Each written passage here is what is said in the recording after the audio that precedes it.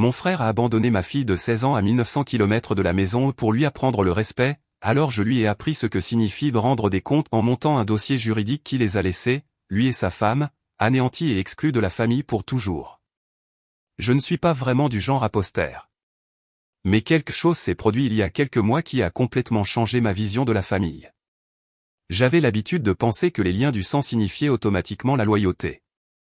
Il s'avère que non. Ce qui n'était au départ qu'un simple voyage en famille a fini par me révéler jusqu'où les gens peuvent aller, quand la jalousie les ronge de l'intérieur. Je ne suis pas ici pour faire pitié. Je veux juste vous raconter comment j'ai géré la situation, étape par étape. De la seule façon que je connaisse, calmement, intelligemment, et sans jamais reculer. Ma fille Sarah, 16 ans, n'arrêtait pas de parler de ce voyage en famille depuis des semaines. Elle était intelligente, pleine de vie, et honnêtement, bien trop bien pour le cirque qu'est la famille de mon frère Mike. Mais elle adorait ses cousins. Elle les a toujours adorés. Elle les a aidés à faire leurs valises, à fabriquer des bracelets assortis, et à même imprimer une petite liste de contrôle pour tout le monde. Elle m'a dit, « Papa, celui-ci va être le meilleur de tous. » J'ai souri, je lui ai dit de prendre des photos et je lui ai rappelé de garder son téléphone chargé. Je ne pouvais pas y aller à cause du travail.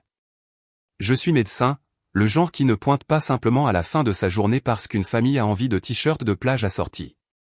Mike le savait. Il a promis de veiller sur elle comme si c'était la sienne. Je l'ai cru sur parole. Grosse erreur. 3 jours après leur départ, j'étais en train de terminer une garde tardive à l'hôpital. Une de ces heures tranquilles où les machines font plus de bruit que les gens. Mon téléphone a vibré, affichant un numéro inconnu. J'ai failli l'ignorer, pensant que c'était une autre erreur. Mais quelque chose en moi m'a dit, décroche. La voix à l'autre bout du fil ne pleurait pas seulement. Elle tremblait. Papa, papa, c'est moi. C'est Sarah. Elle paniquait si fort que j'avais du mal à la comprendre. Entre deux sanglots, j'ai saisi des bribes. Mélissa lui avait pris son téléphone pour lui apprendre le respect. Son vol de retour avait été annulé et tout le monde, Mike, Mélissa, ses cousins, étaient partis. Ils étaient rentrés sans elle. Pendant quelques secondes, je n'ai rien dit. Mon esprit s'est juste arrêté. Puis tout s'est connecté d'un coup. Le fait qu'elle soit coincée, sans téléphone, sans famille, dans un pays étranger. Où es-tu en ce moment, ai-je demandé, tout en tapant déjà sur mon ordinateur. Elle a reniflé. Devant l'hôtel. Ils m'ont mise à la porte après le check-out. Ils ont dit que mon nom n'était plus sur la réservation. Quand j'ai posé des questions sur mon billet, la réception a vérifié et m'a dit que mon vol de retour avait été annulé. J'ai appuyé la paume de ma main contre mon front. Ok, écoute-moi. Tu ne bouges pas de là où tu es. Tu comprends? Reste dans un endroit où il y a du monde. Je te ramène à la maison. La voix d'un homme s'est fait entendre faiblement. Un touriste qui lui avait prêté son téléphone. Elle a dit que le personnel de l'hôtel l'avait laissé rester dans le hall assez longtemps pour trouver quelqu'un acceptant de m'appeler. Elle avait essayé toute la journée. J'ai gardé un ton stable, mais j'avais la poitrine en feu. Tout va bien se passer, Sarah. Tiens bon. Je te réserve un vol tout de suite. En quelques minutes, je lui avais trouvé une place sur le prochain vol disponible pour rentrer. J'ai appelé la compagnie aérienne, j'ai organisé une escorte à l'aéroport pour elle, et je leur ai envoyé sa photo et les informations de sa réservation. J'ai géré des opérations chirurgicales plus en douceur que cet appel, mais rien ne m'a jamais glacé le sang à ce point. J'ai informé l'infirmière en chef que je partais. Je n'ai pas attendu son approbation. Urgence familiale, ai-je dit. C'est tout.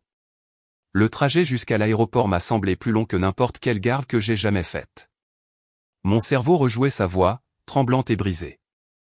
Je serrais le volant de plus en plus fort chaque fois que je pensais à Mélissa, à ce ton suffisant et moralisateur qu'elle avait toujours. Le genre de personne qui pense que sa cruauté est de la discipline. Je pensais à Mike, aussi. Sans caractère, hochant probablement la tête à tout ce qu'elle disait. Il avait toujours été comme ça. Quand nous étions enfants, il mentait et j'endossais la responsabilité. Certaines personnes ne se défont jamais de leur lâcheté. Mon téléphone sonnait toutes les quelques minutes avec des mises à jour sur le vol. Je les vérifiais comme un automate. Le cœur battant mais le visage calme. C'est une chose que la médecine vous apprend. Restez stable, même quand ça brûle à l'intérieur. À un moment, j'ai même ri, un rire amer et bas. L'idée qu'ils aient pu faire ça, en pensant que j'allais simplement laisser passer. Je ne suis pas ce genre d'homme. J'ai construit toute ma vie à réparer le chaos. Et ça, c'était personnel. Quand j'ai enfin atteint le parking de l'aéroport, j'ai coupé le moteur et je suis resté assis une seconde, juste à respirer. Mon reflet dans le rétroviseur semblait calme. Le genre de calme qui précède la tempête. J'ai ouvert mon téléphone, j'ai regardé le dernier message que Sarah m'avait envoyé avant leur départ. Ne travaille pas trop, papa. Je te rapporterai quelque chose de sympa. Ma mâchoire s'est crispée. Je suis entré, j'ai parcouru le tableau des arrivées et j'ai vérifié l'heure. Son vol venait de passer la moitié du trajet sur le suivi. Il me restait environ 3 heures à attendre. 3 heures pour que cette colère se transforme en quelque chose de plus aiguisé. Ce n'était pas juste de la négligence. C'était délibéré, calculé. Et dès que je verrais ma fille en sécurité, j'allais m'assurer que Mike et Melissa comprennent exactement à qui ils s'étaient attaqués. Assis là, dans cette salle d'attente faiblement éclairée, entouré par le bourdonnement silencieux des voyageurs de fin de soirée, j'ai réalisé que je n'étais même pas en colère de la manière habituelle. J'étais concentré, froid, précis. Ils n'ont pas seulement abandonné ma fille. Ils ont fait l'erreur de supposer que j'étais le genre d'homme qui pardonne les malentendus familiaux. Je ne le suis pas. J'ai regardé les portes coulissantes en verre par où la prochaine vague de passagers allait passer. Mes mains se sont crispées en pensant à ce qui allait suivre. Ils ont laissé ma fille seule dans un autre pays. Ce n'est pas une erreur. C'est de la cruauté. Je n'arrêtais pas de me répéter cette phrase dans ma tête alors que je me tenais dans la zone des arrivées. Tous les parents présents souriaient, sauf moi. Je ne souriais pas. Je me tenais immobile, passant en revue tous les scénarios possibles dans ma tête, comme une liste de contrôle. Puis je l'ai vue. Sarah est sortie de cette porte d'embarquement comme un fantôme d'elle-même, s'accrochant à un petit sac comme si sa vie en dépendait. Ses yeux ont balayé la foule une fois, puis elle m'a repéré. À la seconde où elle m'a vu, tout le sang-froid qu'elle avait essayé de maintenir s'est effondré. Elle a couru dans mes bras et s'y est juste accrochée. Elle n'a pas dit un mot, elle s'est juste agrippée. Je n'ai rien demandé. J'ai juste passé mes bras autour d'elle et j'ai dit, tu es en sécurité maintenant. Je suis là. Nous avons marché jusqu'au parking en silence. Elle avait l'air épuisée, comme si elle n'avait ni mangé ni dormi correctement depuis des jours. J'ai attendu. Je n'ai pas insisté. Je sais comment fonctionne un traumatisme. On laisse d'abord le silence faire son travail. À mi-chemin sur l'autoroute, elle a parlé, sa voix faible. J'ai essayé de rester calme, papa. Vraiment. Que s'est-il passé? Elle a dégluti difficilement. Ça a commencé dès notre arrivée. Melissa n'arrêtait pas de dire que j'étais trop attaché à mon téléphone, que je devais apprendre à profiter du voyage au lieu de scroller. Alors, elle l'a pris pour la semaine. Je pensais qu'elle me le rendrait le soir, mais elle ne l'a pas fait. Elle a dit qu'elle m'apprenait la discipline. J'ai haussé un sourcil. Mais tu répondais à mes SMS quand je t'en envoyais. Sarah a froncé les sourcils. Ce n'était pas moi. C'était Melissa. Elle ne me donnait le téléphone que lorsque tu appelais. J'ai resserré ma prise sur le volant. Melissa et ses leçons de morale. Cette femme n'a jamais rien appris à personne, sauf l'arrogance. Sarah a continué, oncle Mike ne disait rien. Il se contentait d'acquiescer comme si elle avait raison. Il ne dit jamais rien quand elle est. Elle. Je n'avais pas besoin qu'elle finisse sa phrase. J'avais déjà vu ça. Melissa qui aboie. Mike qui fait le paillasson derrière elle, prétendant maintenir la paix tout en ne faisant absolument rien. Sarah a reniflé. Au début, ça allait. Les cousins étaient gentils. On est allé à la plage, on a mangé des glaces, mais ensuite Melissa a commencé à me piquer, disant que je me la jouais parce que grand-père parle toujours de moi. Elle n'arrêtait pas de dire des choses comme « Certains enfants pensent qu'être intelligent les rend meilleurs que tout le monde ». Je l'ai juste ignoré. Je pouvais tout voir dans ma tête. Les faux sourires, les piques discrètes, les cousins qui regardent, gênés. J'ai demandé « Pourquoi ne m'as-tu rien dit ?» Je ne voulais pas gâcher le voyage. Je me suis juste tu. Ça, c'était tout Sarah. Toujours la pacificatrice. Toujours à essayer de maintenir une famille unie qui ne méritait pas ses efforts. Elle tenait ça de sa défunte mère. Elle a essuyé ses yeux et a continué. Quand il a été temps de partir, j'ai commencé à faire mes bagages. Mélissa est entrée et a dit que mon billet avait un problème. Elle a dit que son assistant allait arranger ça, alors j'ai attendu dans le hall pendant qu'il chargeait la voiture. Je pensais qu'il faisait juste le check-out. Puis elle m'a dit d'attendre avec les bagages parce que le van était plein et que Mike reviendrait me chercher après les avoir déposés à l'aéroport. Et il ne l'a pas fait, ai-je dit doucement. Elle a secoué la tête. Non. J'ai attendu 3 heures. Quand je suis retourné à l'intérieur, la réceptionniste a dit que la chambre était annulée et que mon nom n'y figurait plus. Puis ils ont dit que je devais partir parce que la réservation était terminée. Ma mâchoire s'est serrée si fort que je l'ai entendu craquer. J'ai essayé de les appeler, mais Mélissa avait mon téléphone, a dit Sarah. J'ai essayé d'appeler ma cousine Jessica depuis le téléphone de l'hôtel, mais elle n'a pas répondu. Plus tard, j'ai découvert que Mélissa avait dit à tout le monde que je voulais rester quelques jours de plus pour être indépendante. Elle a laissé échapper un rire brisé. Indépendante ? Je n'avais même rien. Je suis restée assise dehors pendant des heures, puis la sécurité de l'hôtel m'a dit de partir. Elle a baissé les yeux sur ses mains. Une gentille dame âgée m'a vu pleurer et m'a laissé utiliser son téléphone pour t'appeler. C'est la seule raison pour laquelle j'ai pu te joindre. Pendant un moment, je n'ai rien dit. Je me suis juste concentré sur une respiration régulière. Mon esprit ne pensait pas aux émotions. Il cataloguait. Mélissa a pris le téléphone. Mélissa a annulé le vol. Mike a approuvé. Les cousins ont été forcés de se taire. Ce n'était pas de la négligence. C'était un plan. Quand nous sommes rentrés à la maison, j'ai garé la voiture et je me suis tourné vers elle. Tu as tout fait correctement, Sarah. Tu as gardé ton sang-froid. Tu es restée en sécurité. Je suis fier de toi. Elle a hoché la tête, des larmes coulant sur son visage. Je ne voulais pas te déranger, papa. Tu travaillais. Arrête. Mon ton est sorti plus sec que je ne le voulais. Tu n'as jamais à t'excuser d'avoir besoin de moi.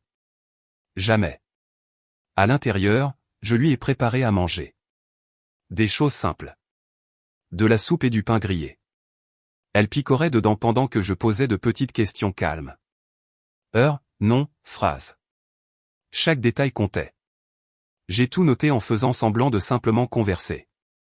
Elle m'a raconté comment Mélissa avait fait des commentaires toute la semaine sur le fait qu'elle n'avait pas de « vraie maman » et qu'elle recevait un traitement de faveur parce que les gens avaient pitié d'elle. Je n'ai pas réagi. Pas encore. J'ai juste continué à écrire. Je suis resté là longtemps, juste à la regarder respirer.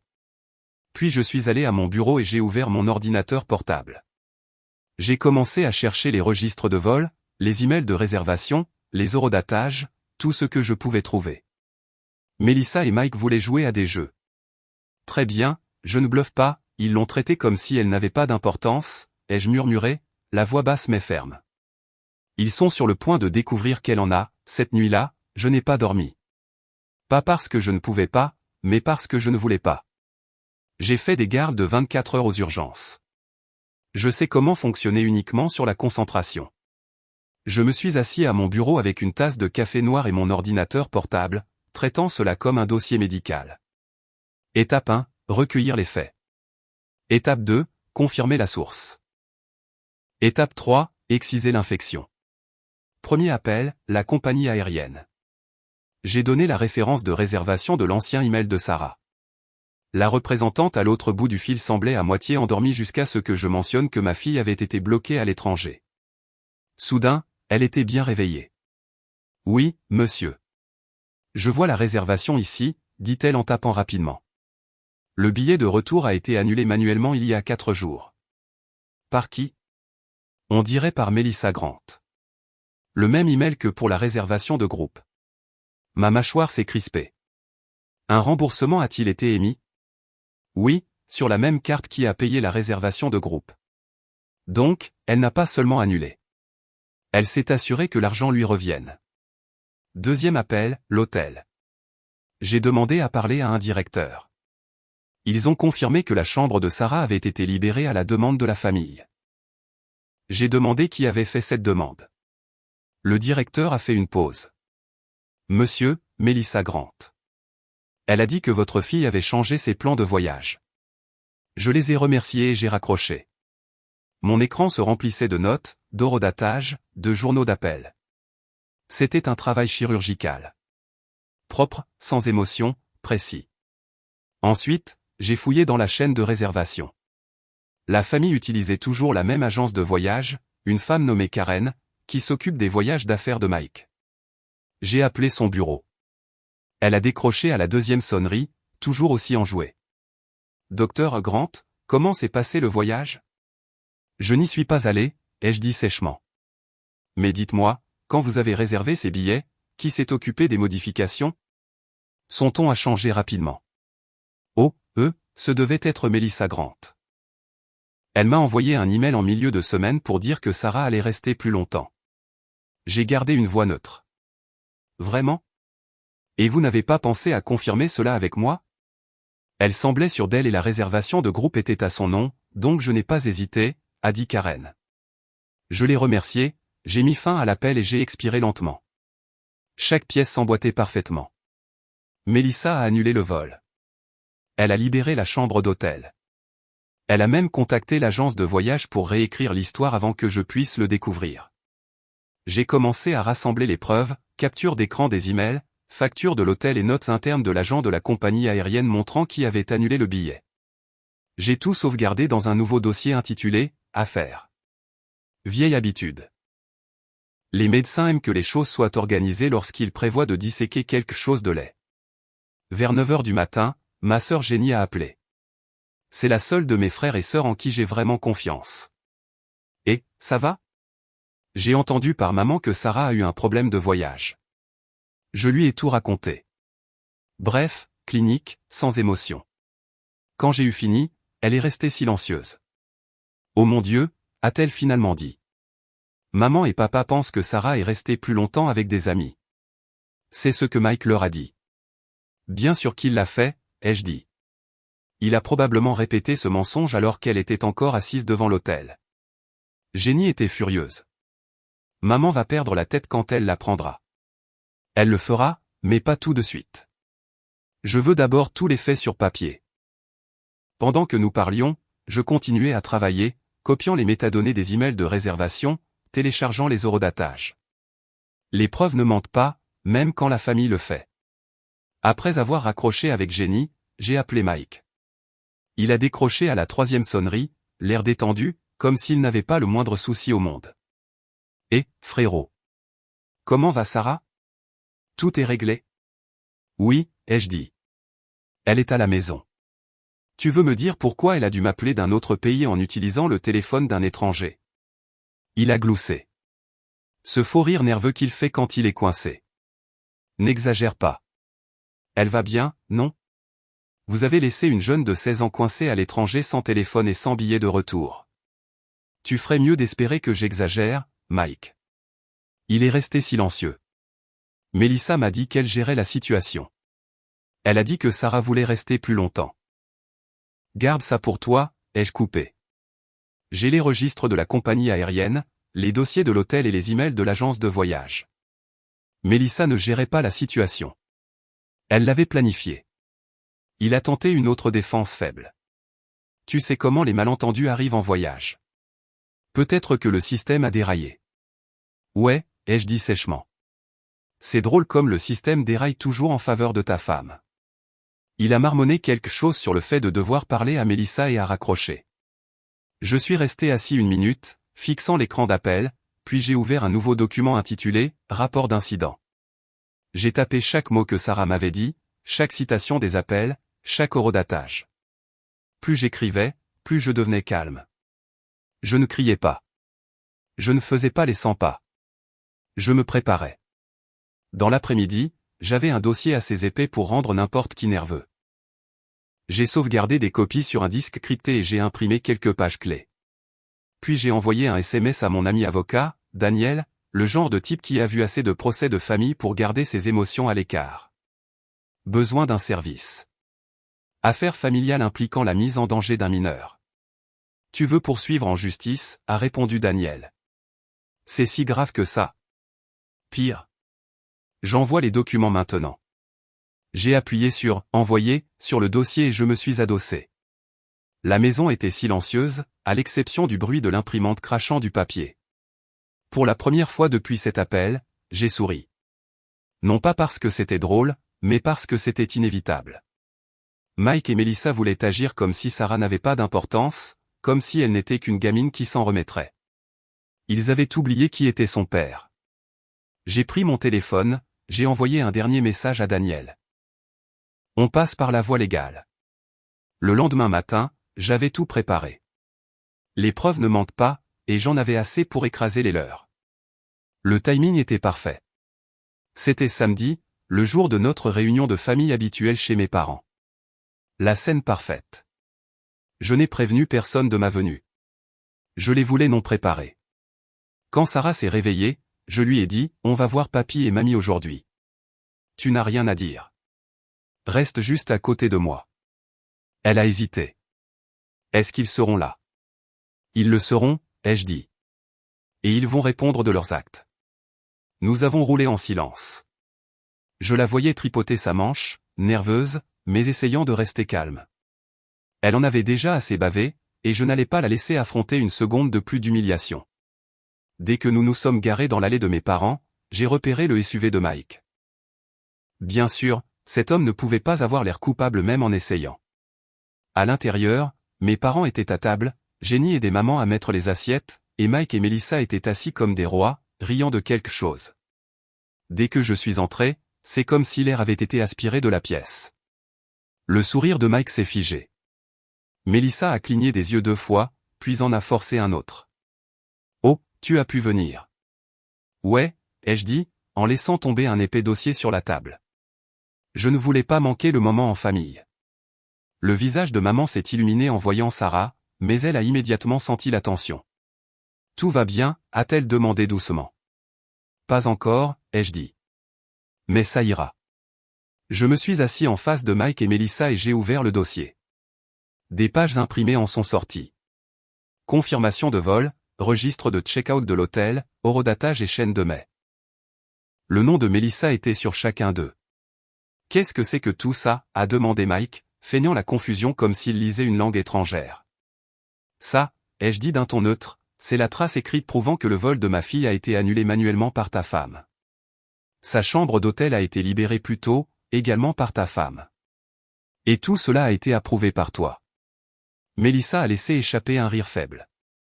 C'est ridicule. Il doit y avoir une erreur, non? Une erreur où ton nom apparaît sur chaque approbation, ai-je dit. Intéressante coïncidence. Mike s'est penché en avant, les paumes vers le haut, faussement calme. Écoute, nous sommes désolés que Sarah ait eu des problèmes de voyage, mais tu en fais toute une histoire. C'était le chaos ce matin-là. Ne fais pas ça, ai-je dit sèchement. N'insulte pas mon intelligence avec cette excuse du chaos. Vous avez tous les deux laissé une jeune de 16 ans dans un pays étranger. Ce n'est pas le chaos, c'est de la négligence. Melissa a croisé les bras. Nous pensions qu'elle voulait rester plus longtemps. Elle est toujours si indépendante. Je me suis adossé, la regardant droit dans les yeux.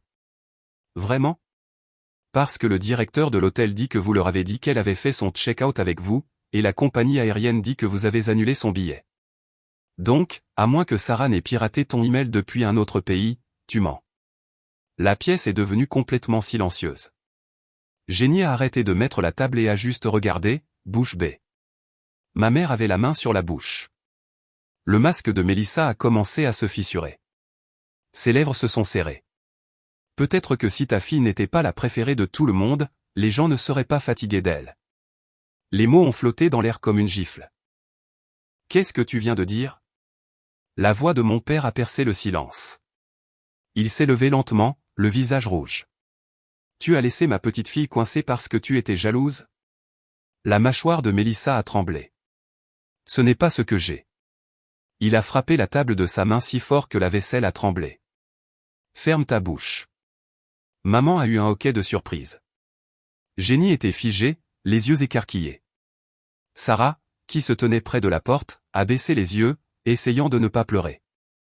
Je suis resté assis, calme, car c'est à ça que ressemble le pouvoir.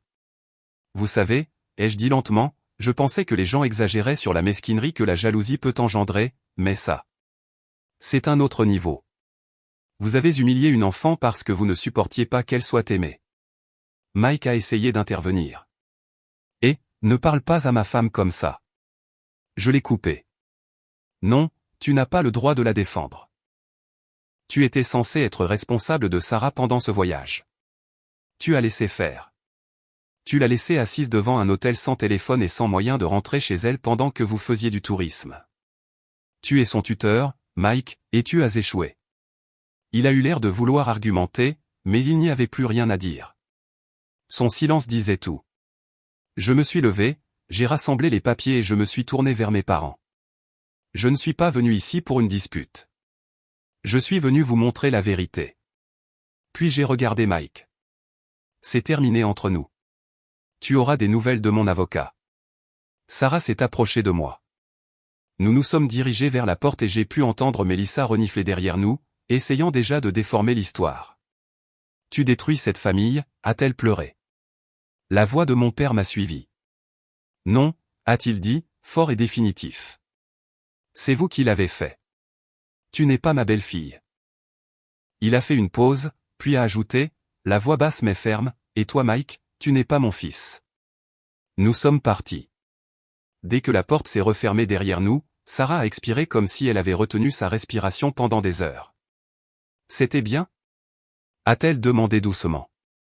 J'ai hoché la tête. Tu as parfaitement géré. Nous sommes montés dans la voiture. J'ai appelé Daniel avant même de mettre le contact. C'est fait, ai-je dit. Tu as leur réaction, a-t-il demandé, fort et clair. Bien. Alors on avance. En quittant l'allée, j'ai aperçu une dernière fois mon père par la fenêtre, debout et grand à côté de ma mère, le visage dur et déterminé. Pour la première fois depuis des années, j'ai revu le vieil homme que j'avais respecté en grandissant. Celui qui ne tolérait pas la cruauté, peu importe de qui elle venait. J'ai démarré sans regarder en arrière. Ce qui allait se passer ensuite n'était plus une affaire de famille. C'était une affaire juridique. 3 jours plus tard, la sonnette a retenti juste après le dîner. J'ai regardé la caméra. Melissa, seule. La même femme qui se pavanait comme si elle possédait la famille avait maintenant l'air d'avoir été mâchée et recrachée. J'ai ouvert la porte à moitié, juste assez pour la mettre mal à l'aise. On peut parler, a-t-elle demandé, la voix tremblante. J'ai croisé les bras. Je ne pense pas qu'il y ait quoi que ce soit à ajouter. S'il te plaît, a-t-elle dit, les yeux fuyants comme si elle était poursuivie. Juste 5 minutes. J'ai besoin d'expliquer. Je n'ai pas répondu. Je me suis juste écarté sans un mot. Le silence fait paniquer les gens plus vite que les cris. Elle est entrée, serrant son sac comme un bouclier. Dès qu'elle a mis les pieds dans le salon, tout son jeu d'actrice s'est effondré. J'ai tout gâché, d'accord, a-t-elle lâché. Je ne voulais pas que les choses aillent si loin. Je me suis assis sur le bord du canapé, immobile. Tu as annulé son billet, pris son téléphone et l'a laissé dans un autre pays. Ce n'est pas un accident. C'est un choix. Elle a commencé à faire les 100 pas, je voulais juste qu'elle arrête de se comporter comme si elle était meilleure que tout le monde. Tu n'as aucune idée de ce que c'est. Tout le monde compare mes enfants à ta fille parfaite tout le temps. Grand-père ceci, grand-mère cela. C'est toujours Sarah est si polie, Sarah est si intelligente, Sarah est si mature. Tu penses que ça ne blesse pas mes enfants? J'ai légèrement incliné la tête. Donc, ta solution était de l'abandonner? Sa respiration s'est accélérée. Tu ne comprends pas. Elle n'a même pas de mère, et pourtant tout le monde la traite comme si elle était une enfant miracle. Mes enfants ont 2 parents, et personne ne les remarque. Cette phrase a frappé plus fort qu'elle ne l'imaginait. Non pas parce qu'elle m'a blessé, mais parce qu'elle a tout révélé. La jalousie, l'amertume, la raison pour laquelle elle l'a fait. Je me suis levé lentement, j'ai sorti mon téléphone de ma poche et je l'ai posé sur la table basse. Enregistrement en cours. Continue, ai-je dit doucement. Elle n'a pas remarqué. Elle était en pleine spirale. Mike a dit que c'était trop, que ta fille obtient toujours le vote de sympathie. À chaque dîner de famille, ton père parle d'elle comme si c'était la seule petite fille qui comptait. Elle a laissé tomber son sac par terre, des larmes striant son visage. Mais c'est allé trop loin. Je pensais que tu te mettrais en colère, que tu me crierais dessus, mais je ne pensais pas que tu... Elle s'est arrêtée en pleine phrase, réalisant ce qu'elle venait d'admettre. J'ai croisé son regard. Tu ne pensais pas que je ferais quoi? Que je te démasquerais? Que je te tiendrais responsable? Que je te poursuivrais en justice? Son visage a perdu toute couleur. Puis elle a vu le voyant rouge de mon téléphone clignoter. Enregistrement. Sa voix s'est brisée en un cri. Tu m'enregistres? Yep, ai-je dit platement. J'aime garder des preuves. Elle s'est jetée vers le téléphone, mais je l'ai ramassé avant qu'elle ne puisse le toucher. Tu ne peux pas faire ça. Tu vas détruire ma famille, a-t-elle pleuré. Tu l'as déjà fait, ai-je dit, calme comme la pierre. Elle est tombée à genoux, sanglotant, les mains jointes. S'il te plaît, je ne voulais pas lui faire de mal. J'étais juste en colère. Tu ne sais pas ce que ça fait quand tout le monde aime l'enfant de quelqu'un d'autre plus que les tiens. Tu as raison, ai-je dit. Je ne sais pas ce que ça fait d'être jaloux d'un enfant. C'est parce que je ne suis pas pathétique. Elle s'est figée, les larmes coulant toujours, la bouche ouverte, mais aucun son n'en sortait. Puis, comme en actionnant un interrupteur, son chagrin s'est transformé en venin. Tu te crois parfait, n'est-ce pas? Toujours le héros. Si tu n'étais pas si suffisant, peut-être que les gens ne te détesteraient pas. C'est de ta faute. Tu m'as fait passer pour une méchante. La voilà, la vraie elle de retour. La femme pleine de droits, amère, qui pensait que jouer la victime effaçait la cruauté. Je me suis penché en avant. Tu as laissé une gamine coincée à l'étranger. Tu as ruiné ta propre vie. Ne te montre plus jamais à ma porte. Elle m'a regardé, tremblante, puis s'est relevée en titubant et est sortie en courant. La porte a claqué si fort que le cadre a vibré. J'ai expiré lentement, j'ai sauvegardé l'enregistrement et je l'ai étiqueté, confession-Mélissa. Puis je me suis assis et j'ai réécouté les 30 premières secondes, m'assurant que chaque mot était clair. C'était parfait. Mon état autorise l'enregistrement avec le consentement d'une seule partie, donc l'enregistrement était recevable. Cette nuit-là, j'ai envoyé le fichier à 2 personnes, Daniel, mon avocat, et mon père. Pas d'explication, juste le clip audio et l'objet, preuve. 15 minutes plus tard, mon téléphone a sonné. C'était papa. Sa voix tremblait, mais pas de tristesse, de rage. Envoie-moi tout, a-t-il dit. Chaque document, chaque enregistrement, chaque message. Je m'occupe du reste. Tu es sûr, ai-je demandé. Je n'ai jamais été plus sûr de quoi que ce soit, a-t-il dit. Quand l'appel s'est terminé, je savais 2 choses. 1. Mélissa n'allait pas dormir avant longtemps. Et 2. J'allais m'assurer que sa confession ne finisse pas en simple commérage. Ça allait devenir une preuve. Je n'étais pas le genre d'homme qui crie ou menace. Je construis des dossiers. Je rassemble des preuves. Je rends les choses officielles. Donc, quand j'ai dit que je ferais de la confession de Mélissa une preuve, je le pensais vraiment. Le lundi matin, Daniel avait déjà déposé la plainte civile. Négligence et détresse émotionnelle. Ce n'était plus un simple drame familial. C'était une affaire officielle avec le nom de ma fille dessus. Tout était documenté, le vol annulé, le départ de l'hôtel, la confession audio, les journaux d'appel. Des mois plus tard, lorsque l'affaire est finalement passée en jugement, la salle d'audience était calme, formelle, tendue. L'air dans cette pièce semblait épais, comme si tout le monde savait que quelque chose d'irréversible était sur le point de se produire. J'étais assis à côté de Daniel tandis que Mélissa et Mike étaient assis en face de nous, tous deux prétendant être choqués que cela soit même nécessaire. Lorsque le représentant de la compagnie aérienne a pris la barre, je ne les ai pas regardés. J'ai regardé le juge. Le représentant a témoigné calmement, lisant directement depuis leur système. Le billet de retour pour la passagère Sarah Grant a été annulé manuellement par Melissa Grant. Le remboursement a été traité sur la même carte utilisée pour le paiement initial. Les yeux de Melissa parcouraient la pièce, cherchant quelqu'un à blâmer. Puis le directeur de l'hôtel a parlé. Le départ anticipé de la suite familiale a été demandé par Melissa Grant. Il a dit qu'elle avait informé notre personnel que l'adolescente de leur groupe avait décidé de rester avec des amis. Nous avons son email confirmant cette déclaration. Daniel a remis l'imprimé au juge. Le son du papier glissant sur le bureau était plus fort que toute sa défense. Mike essayait de garder un visage impassible, mais il semblait sur le point de s'effondrer. Quand ce fut son tour, Daniel n'a pas perdu de temps. « Monsieur Grant, a-t-il dit, avez-vous approuvé le départ anticipé ?» Mike s'est éclairci la gorge. « Je ne savais pas qu'elle avait annulé le billet. Je pensais que tout allait bien. » Daniel n'a pas scié. « Donc ces emails avec votre signature, ceux approuvant les annulations et les changements d'hôtel, n'étaient pas les vôtres ?» Mike s'est figé. Il n'avait pas de réponse. Puis vint la partie qui brisa toute sympathie que la salle aurait pu avoir. L'enregistrement audio. La voix de Melissa a résonné à travers les haut-parleurs. Claire et amère. Elle n'a même pas de mère, et pourtant tout le monde la traite comme si elle était spéciale. Mes enfants n'ont rien. On pouvait sentir le changement dans la pièce. L'expression du juge est passée de neutre à dégoûté. Melissa a essayé de simuler une crise de nerfs, se couvrant le visage de ses mains, murmurant « Ce n'est pas ce que je voulais dire. Je n'ai pas dit un mot. Je suis juste resté assis là et je l'ai regardé réaliser qu'elle avait construit sa propre cage. Puis mon père a pris la barre. Papy avait l'air fatigué mais stable, le genre de colère silencieuse qui fait trembler les pièces. Ma petite fille a été abandonnée par sa propre famille, a-t-il dit fermement. Melissa et Mike nous ont tous menti. Nous pensions que Sarah était restée avec des amis.